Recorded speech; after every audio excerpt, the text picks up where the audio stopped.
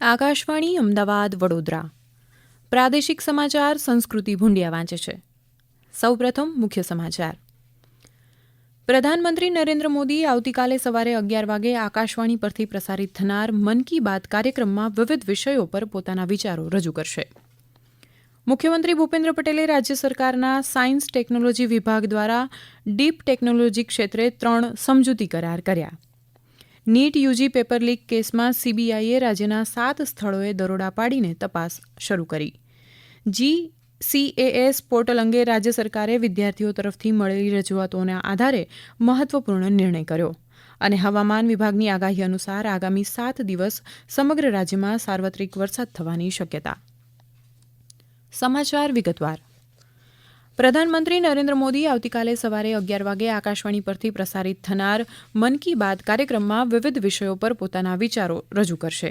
11 વાગે હિન્દીમાં મન કી બાતના પ્રસારણ બાદ તેનો ગુજરાતીમાં ભાવાનુવાદ પ્રસારિત કરાશે. આ ઉપરાંત આવતીકાલે રાત્રે 8 વાગે રાજ્યના બધા જ આકાશવાણી કેન્દ્રો પરથી મન કી બાત કાર્યક્રમના ગુજરાતી ભાવાનુવાદનું પુનઃ પ્રસારણ કરાશે. આ કાર્યક્રમ આકાશવાણીના તમામ નેટવર્ક, AIR ન્યૂઝ વેબસાઇટ અને news on AIR mobile app પર પ્રસારિત કરાશે. ઉપરાંત આકાશવાણી સમાચાર, દૂરદર્શન સમાચાર, પ્રધાનમંત્રી કાર્યાલય તેમજ માહિતી અને પ્રસારણ મંત્રાલયના યુટ્યુબ ચેનલ પરથી પણ તેનું જીવંત પ્રસારણ કરાશે. મુખ્યમંત્રી ભૂપેન્દ્ર પટેલે ગાંધીનગરમાં રાજ્ય સરકારના સાયન્સ ટેકનોલોજી વિભાગ દ્વારા ડીપ ટેકનોલોજી અંતર્ગત 3 મહત્વપૂર્ણ સમજૂતી કરાર કર્યા છે. તે અંતર્ગત માઇક્રોસોફ્ટ અને સાયન્સ ટેકનોલોજી વિભાગ ગિફ્ટ સિટીમાં કૃત્રિમ બુદ્ધિમત્તા સેન્ટર ઓફ એક્સલન્સની સ્થાપના કરાશે. આ સેન્ટરમાં મશીન લર્નિંગ, કોગ્નિટિવ સર્વિસીસ અને બોટ સર્વિસ જેવી મુખ્ય ટેકનોલોજીનો ઉપયોગ કરવામાં આવશે. આ ટેકનોલોજીઓ વિવિધ ક્ષેત્રોના પાયલોટ પ્રોજેક્ટ્સ, સફળ પાયલોટ પ્રોજેક્ટ્સનું રોલ આઉટ અને વિવિધ તાલીમ કાર્યક્રમો યોજશે. નાસ્કોમ સાથે થયેલા સમજૂતી કરાર અન્વયે રાજ્યની કૃત્રિમ બુદ્ધિમત્તાની ક્ષમતાઓને વધારે મજબૂત કરશે. નાસ્કોમ વિવિધ ક્ષેત્રોના કૃત્રિમ બુદ્ધિમત્તા સોલ્યુશન વિકસાવવા, પાયલોટ પ્રોજેક્ટ્સના અમલીકરણ અને વિવિધ સરકારી વિભાગો અને ખાનગી ક્ષેત્રોમાં કૃત્રિમ બુદ્ધિમત્તાના મોડેલ્સને અપનાવવામાં પણ મહત્વપૂર્ણ ભૂમિકા ભજવશે. મુખ્યમંત્રી ભૂપેન્દ્ર પટેલે આ સમજૂતી કરારને કૃત્રિમ બુદ્ધિમત્તાની અને ડિજિટલ ટ્રાન્સફોર્મેશનમાં ગુજરાતને રાષ્ટ્રીય કક્ષાએ આગવું સ્થાન અપાવવાની દિશામાં નોંધપાત્ર પગલું ગણાવ્યું હતું.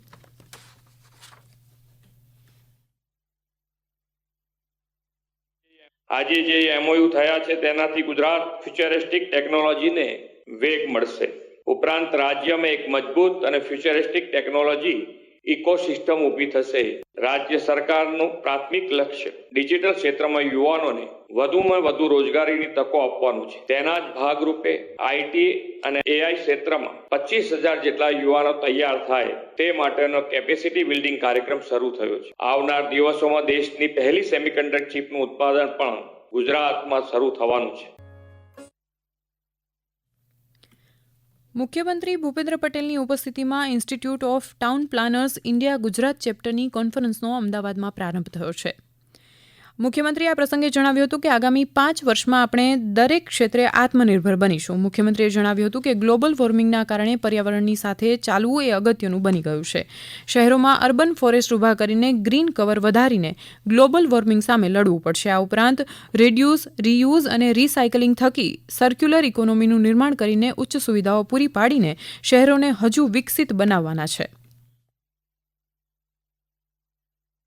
એટલે દરેક વસ્તુ રિસાયકલ જો થતી રહેશે તો જ આપણે એની ટકી શકીશું. આપણે પણ અત્યારે એવું હવે કરવા જઈ રહ્યા છીએ કે દરેક ટીપી જે નવી બનશે એમાં 1% જગ્યા આપણે અર્બન ફોરેસ્ટ માટે રાખીશું. કે ભાઈ જે 5% છે એની અંદરથી એટલે બાકી ગાર્ડન ને બધું બનતું રહે. સાથે સાથે જેમ જેમ ગ્લોબલ વોર્મિંગમાંથી નીકળવા માટે ફક્ત ને ફક્ત અત્યારે તો એવું લાગે છે કે આ ગ્રીનરી જેટલી વધારીશું તો જ આપણે એની અંદરથી બહાર નીકળી શકીશું. મુખ્યમંત્રી ભૂપેન્દ્ર પટેલની અધ્યક્ષતામાં જન ફરિયાદ નિવારણનો સ્વાગત ઓનલાઈન કાર્યક્રમ યોજાઈ ગયો. મુખ્યમંત્રી ભૂપેન્દ્ર પટેલે જન ફરિયાદ નિવારણના ઓનલાઈન સ્વાગત કાર્યક્રમમાં અરજદારોની રજૂઆત સાંભળી તેના ત્વરિત અને યોગ્ય નિવારણ માટે સંબંધિત કલેક્ટર, વિકાસ અધિકારીઓને સૂચનાઓ આપી હતી. ચાલુ માસમાં ગ્રામ્ય, તાલુકા અને જિલ્લા કક્ષાએ કુલ 1,551 પ્રશ્નોનું સમાધાન થયું છે. ઉલ્લેખનીય છે કે મુખ્યમંત્રીની અધ્યક્ષતામાં નિયમિતપણે દર મહિનાના ચોથા ગુરુવારે સ્વાગત ઓનલાઈન જન ફરિયાદ નિવારણ કાર્યક્રમ યોજવામાં આવે છે. આ સમાચાર આપ આકાશવાણી અમદાવાદ વડોદરા કેન્દ્ર પરથી સાંભળી રહ્યા છો. આ સમાચાર આપ અમારા YouTube channel AIR news Gujarat પર પણ સાંભળી શકશો. વધુ સમાચાર માટે આપ અમારા ટ્વિટર હેન્ડલ AIR_ABID ને ફોલો કરી શકો છો. નીટ યુજી પેપર લીક કેસમાં સીબીઆઈએ રાજ્યના 7 સ્થળોએ દરોડા પાડીને તપાસ શરૂ કરી છે. સીબીઆઈએ આજે સવારે રાજ્યના 4 જિલ્લા આણંદ, ખેડા, અમદાવાદ અને ગોધરામાં શકમંદોની તપાસ શરૂ કરી છે. પેપર લીક કેસની તપાસ દરમિયાન કેટલાક ઇલેક્ટ્રોનિક પુરાવાઓ મળી આવ્યા છે. આ ઉપરાંત રાજ્યમાં પણ શકમંદોની હાજરી હોવાની માહિતી મળી છે. GCAS પોર્ટલ અંગે રાજ્ય સરકારે મહત્વપૂર્ણ નિર્ણય કર્યો છે. વિદ્યાર્થીઓ તરફથી મળેલી રજૂઆતોને આધારે રાજ્ય સરકારે GCAS પોર્ટલ માટે કેટલાક મહત્વપૂર્ણ નિર્ણય લીધા છે. શિક્ષણ વિભાગના અગ્ર સચિવ મુકેશ કુમારે જણાવ્યું હતું કે આગામી 4 જુલાઈથી 6 જુલાઈ સુધી સ્નાતક કક્ષાના તેમજ 1 જુલાઈથી 3 જુલાઈ સુધી અનુસ્નાતક કક્ષાના પ્રોગ્રામ્સની નવી અરજી સ્વીકારવા તથા જે વિદ્યાર્થીઓએ પ્રવેશ માટે અગાઉ અરજી કરી છે તેમની અરજી સુધારવા ત્રીજા રાઉન્ડ માટે GCAS પોર્ટલ ખુલ્લું મૂકવામાં આવશે. તેમણે જણાવ્યું કે GCAS પોર્ટલ પર પ્રથમ રાઉન્ડ અંતર્ગત સ્નાતક કક્ષાના 1,32,000 અને અનુસ્નાતક કક્ષાના 31,363 વિદ્યાર્થીઓને પ્રવેશ આપવામાં આવ્યો છે. અગ્ર સચિવે કહ્યું હતું કે આ પોર્ટલ મારફત કોલેજ યુનિવર્સિટીઓમાં વિવિધ પ્રોગ્રામ્સમાં પ્રવેશ મેળવેલ વિદ્યાર્થીઓની પ્રોફાઇલ, શૈક્ષણિક વિગત કે પસંદ કરેલા વિષય વગેરેમાં જરૂરી ફેરફાર માટે સંબંધિત યુનિવર્સિટી કે કોલેજ ટેકનિકલ બાબતો માટે GIPL સાથે સંકલનમાં રહીને યુનિવર્સિટી કોલેજની કક્ષાએ જરૂરી ફેરફાર કરી શકાશે. આ ઉપરાંત તેમણે કહ્યું કે આ પોર્ટલ મારફત વિદ્યાર્થી દ્વારા કોલેજ યુનિવર્સિટીમાં સ્નાતક અને અનુસ્નાતક કક્ષામાં પ્રવેશ મેળવેલ હોય અને પોતાનો પ્રવેશ કોઈપણ કારણસર રદ કરાવવા ઈચ્છતા હોય તેવા વિદ્યાર્થીઓએ સંબંધિત યુનિવર્સિટી કે કોલેજમાં જઈ પોતાના પ્રવેશ રદ કરાવી શકશે. હવામાન વિભાગની આગાહી અનુસાર આગામી 7 દિવસ સમગ્ર રાજ્યમાં સાર્વત્રિક વરસાદ થવાની શક્યતા છે. રાજ્યના કેટલાક ભાગોમાં ભારેથી અતિભારે વરસાદ થશે. આજે સૌરાષ્ટ્ર અને કચ્છના કેટલાક ભાગોમાં ભારે વરસાદની શક્યતા છે. અમદાવાદ અને ગાંધીનગર તથા આસપાસના જિલ્લાઓમાં પણ વરસાદી માહોલ જામ્યો છે. વહેલી સવારથી જ સમગ્ર રાજ્યમાં મોટાભાગના વિસ્તારોમાં વરસાદ વરસવાની સાથે કાળા ડિબાંગ વાદળો બંધાયા છે. અમદાવાદ શહેરમાં પણ સવારથી જ વરસાદી માહોલ જામ્યો છે.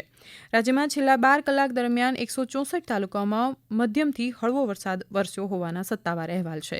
દિવસ દરમિયાન જામનગરના ધ્રોલમાં 61 મિલીમીટર અને જૂનાગઢના વિસાવદરમાં 37 અને મોરબીના ટંકારામાં પણ 37 મિલીમીટર વરસાદ નોંધાયો છે.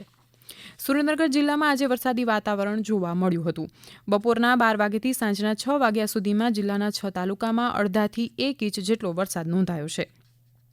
આ ઉપરાંત ગોધરા અને મહીસાગર જિલ્લાના સંતરામપુર અને અન્ય ગ્રામ્ય વિસ્તારમાં ધોધમાર વરસાદ થતાં વાતાવરણમાં ઠંડક પ્રસરી છે. જ્યારે બોટાદ જિલ્લાના બોટાદ શહેરમાં 1 ઇંચ, રાણપુર અને ગઢડામાં અડધો ઇંચ અને બરવાડામાં 4 મિલીમીટર વરસાદ વરસ્યો છે.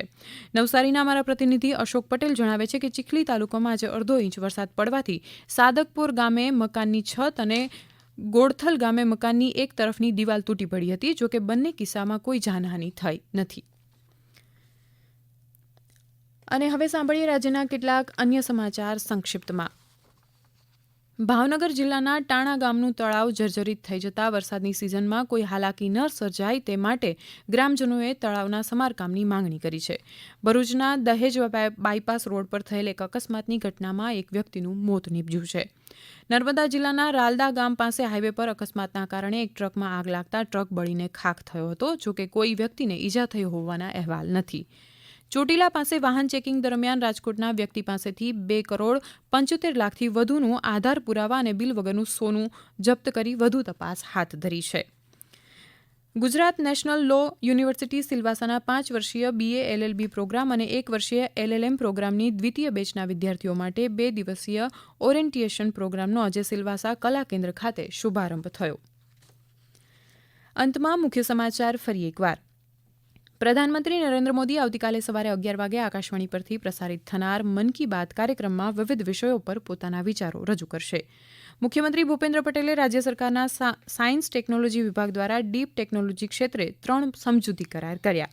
નીટ યુજી પેપર લીક કેસમાં સીબીઆઈએ રાજ્યના 7 સ્થળોએ દરોડા પાડીને તપાસ શરૂ કરી.